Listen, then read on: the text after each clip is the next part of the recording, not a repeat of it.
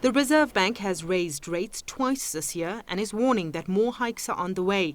Not good news for South Africans that are already feeling the squeeze of higher costs on everything from food and transport to water and electricity. It's a problem because we've got to respond to the high inflation, but any response that we put in effect will then worsen the economic growth environment. So the Reserve Bank's left with a difficult choice. Do they fight inflation at the risk of pushing this economy into recession, or do they just go easy on the fight against inflation, but risk that inflation becomes entrenched at a higher level? President Jacob Zuma is facing increased pressure to step down following a long drawn-out battle in which he was found guilty of using taxpayers' money to renovate his private residence.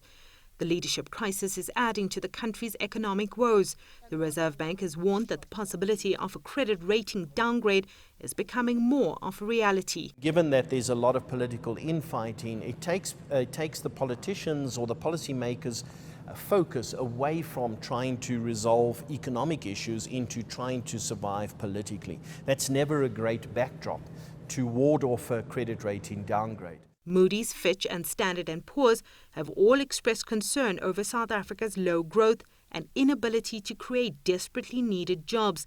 The political uncertainty is adding to their concerns and is weighing on the currency. The currency could drop dramatically, I suppose, to 20 rand to the dollar.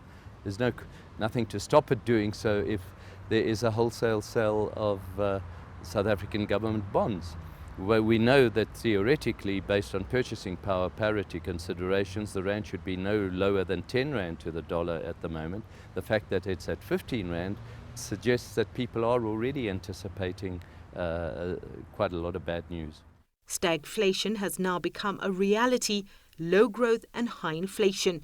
The Reserve Bank believes it has no choice but to hike rates to protect the poor. Opposition parties are pushing for the president's impeachment, a move they believe could save the economy. It's now a wait-and-see game as to what the ruling ANC will do, and furthermore, what action the ratings agencies will take should the political uncertainty persist.